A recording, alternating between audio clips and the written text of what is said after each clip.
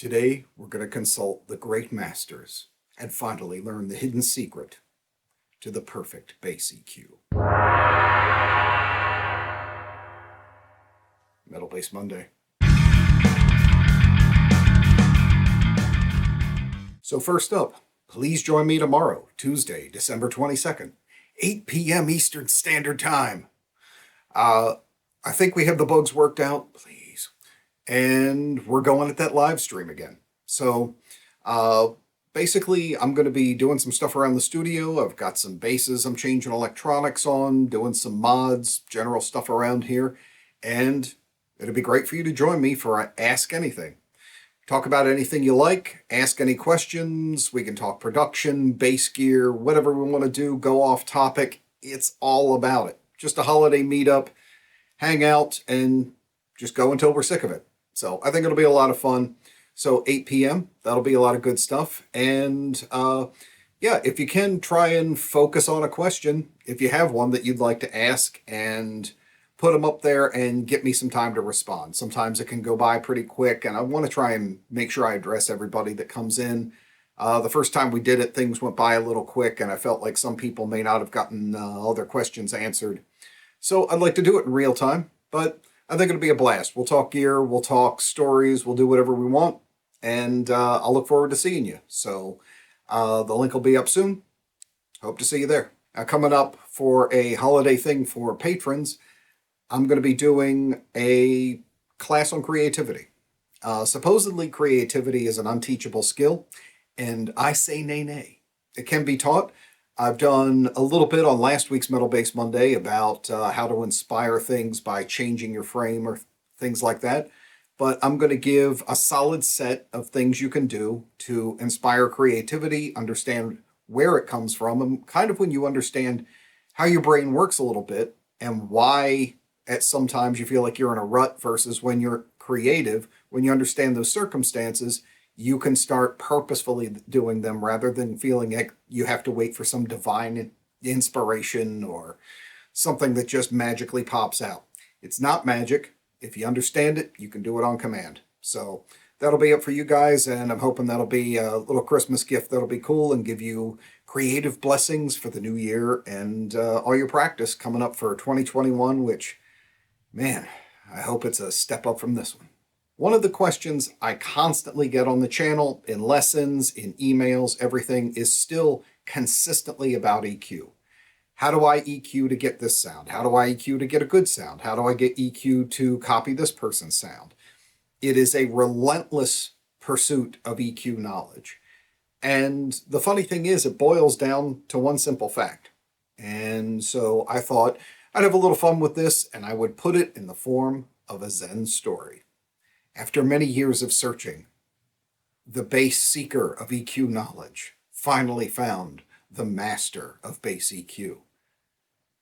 And he asked him, "Master, I have sought the perfect EQ, the one to conquer all, the one that will make me sound like my heroes.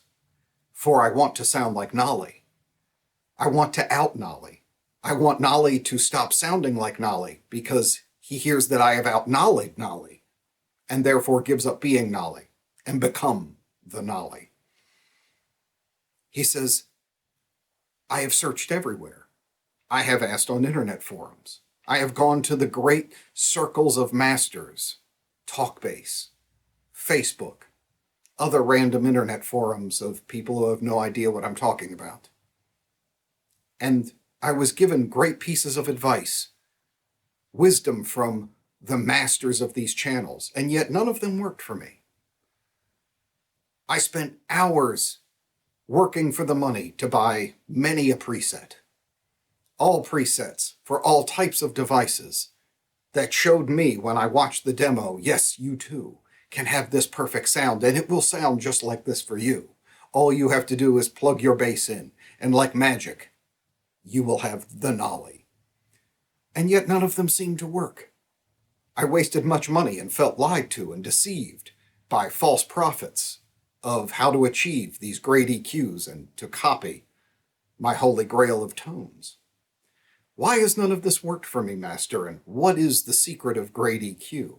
Finally, the master said, "Do you not understand why none of these things worked for you?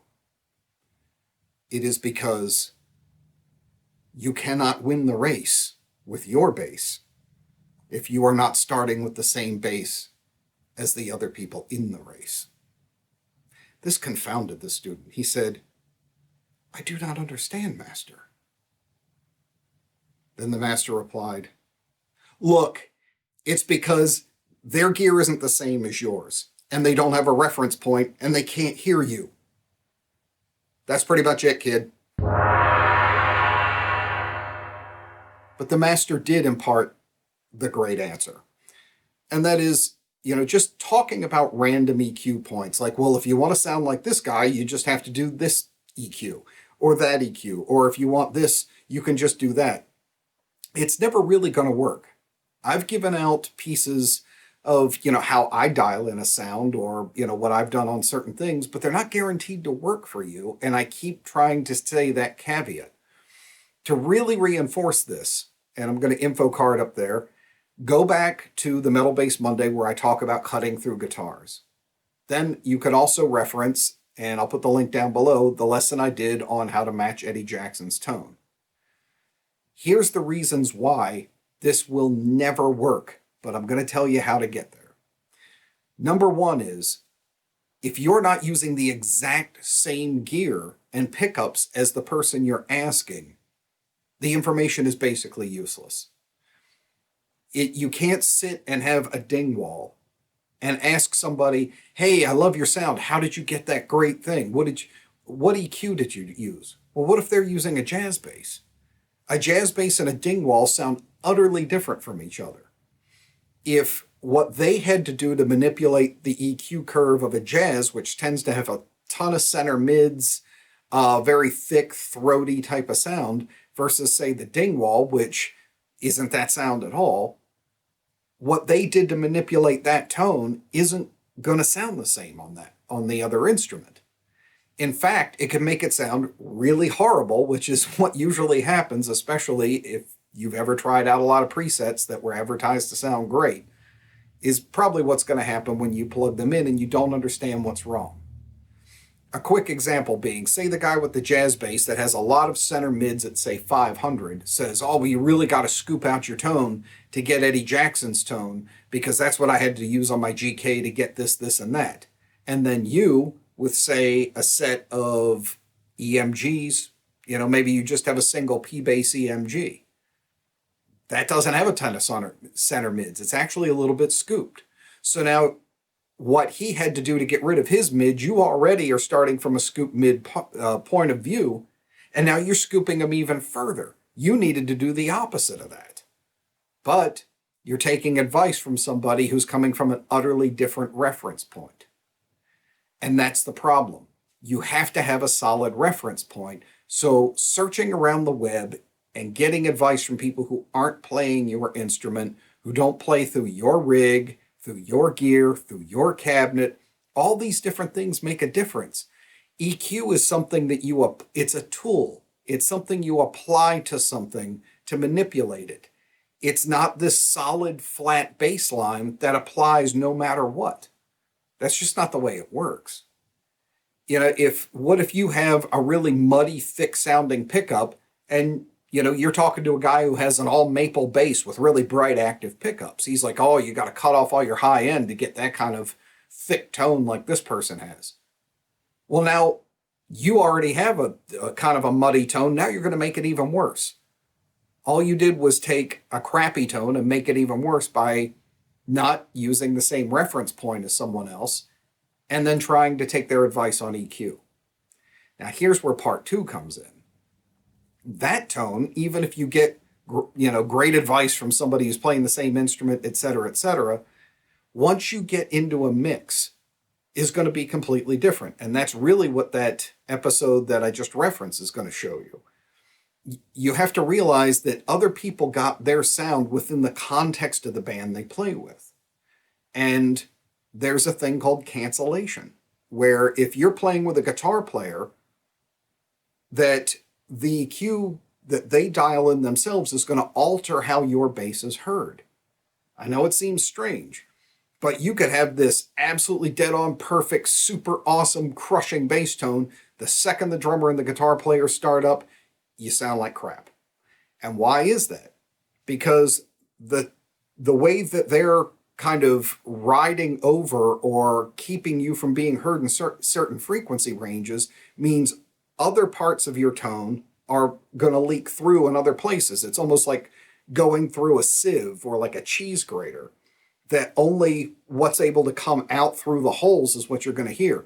You may have a ton of 2K presence, really grindy, amazing tone.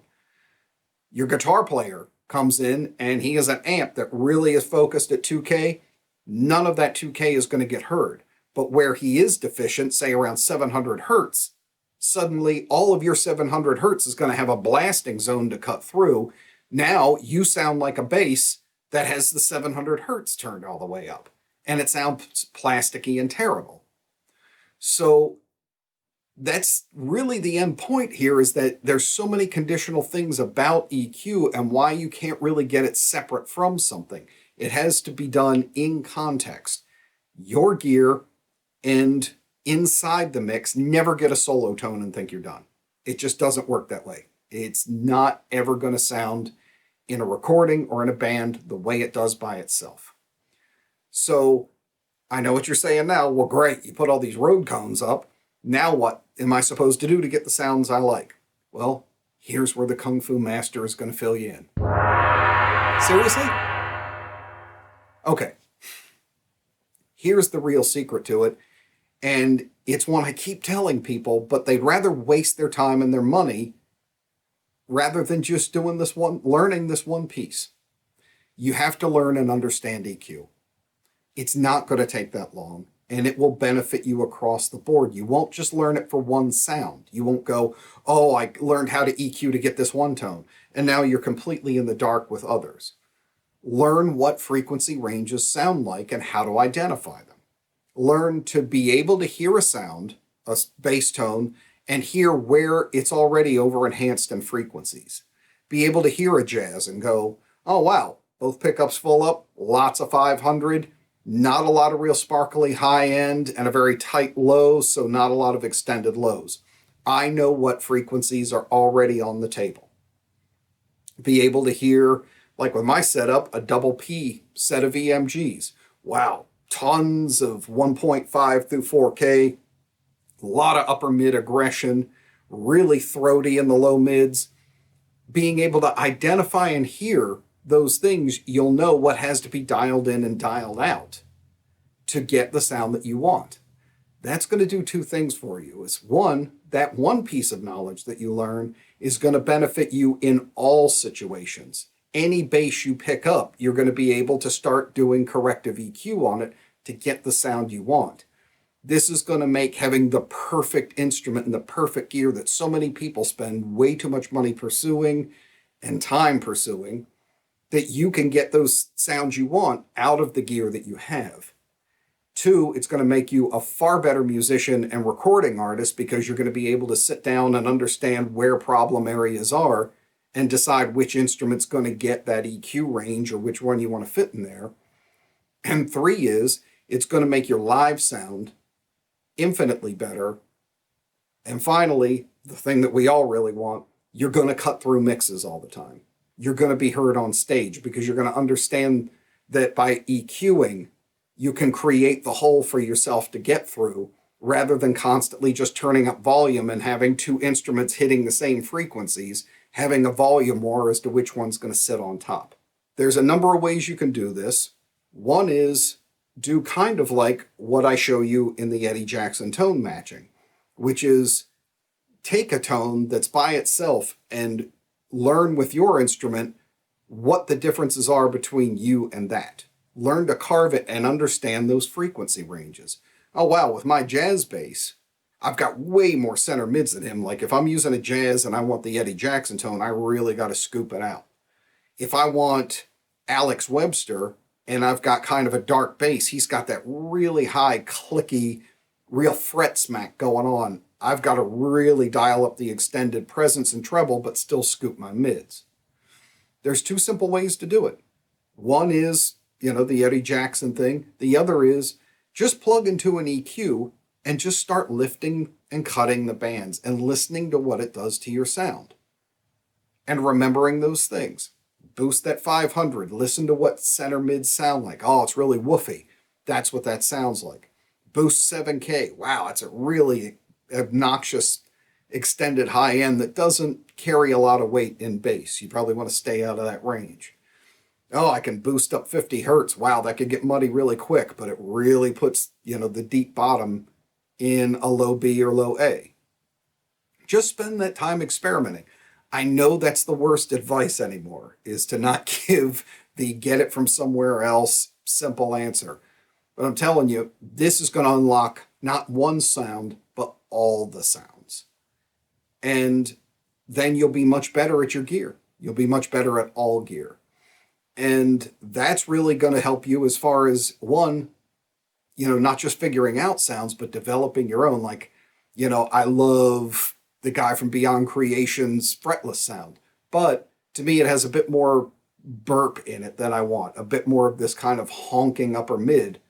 Now that I can hear and I know what that is, I know how to dial that out. And I also know that I can give it a bit more bite or aggression, dialing in 2.5, 3K on it. So you can put your own personality very quickly and just use other people's sounds as basic reference points. Or listen to somebody's tone and go, that's everything I don't want. How do I understand how to never do that? That's how it's going to pay off for you. So learn EQ. There's also a number of places where you can get courses on this. I think one used to be called Golden Ears, where you just get quizzed and they do frequency ranges and you learn to hear the boost and cut. And it's just like learning pitches or anything else. You learn how to sit there and eventually start going, that's 250 hertz. That's 1.5K. You'll start to be able to tell when something's being cut or boosted and what frequency roughly it's at. More than anything else, it's really going to help you, and it really will make a huge difference in how you hear, the quality of your listening. And you're not going to be asking people all the time about EQs and how to get this sound or that sound. You'll be able to just know and hear it. And for a number of different things. Like I said, don't just limit yourself to, how do I get this one EQ? Well, why not spend the same amount of time you probably spend on forums, buying presets, running around YouTube? If you put that exact same amount of time into really learning EQ and paying attention to it and applying it to your own instrument, the same or even less time will give you exponential more results. So that is the ultimate secret. So I hope this pays off for you. And again, if you want to talk some more stuff about EQ or things, join me on the live stream. We'll toss it back and forth and everything. And I want to thank, as always, my patrons. In wrapping this up, some of the things that have helped me get a new setup and things to enable the new live stream things and some new options were directly because of my patrons, and I really appreciate it. I invested in some new gear, and I got some great advice through messaging from you guys, so I'm appreciative, and everybody who's out just checking out the channel and isn't necessarily a patron, you're also benefiting from these people, so it's always appreciated. It helps me keep the channel going. And if you're not able to be a patron, that's totally cool too. Please, though, like, subscribe, and share. It genuinely does happen. There's a lot of changes going on in the YouTube algorithm, and subscribers and things, one, aren't getting notices, and two, subscriber levels are really starting to kind of bottom out because of these changes and things just not getting spread quite to the level that they used to. So it genuinely does help out. Just click those little buttons and we can have some more of these. I really hope that your holidays are going good. It's been a tough year, and I hope that coming up there's some new cool bass stuff underneath the tree. We can talk about that on the live stream too. And that everybody's healthy and hanging in there and practicing their butts off, because that's probably the best way to fill this space. Thanks to all of you. Thanks again to my patrons. Looking forward to seeing you tomorrow. That's going to do it for this one. I'll see you on the next one.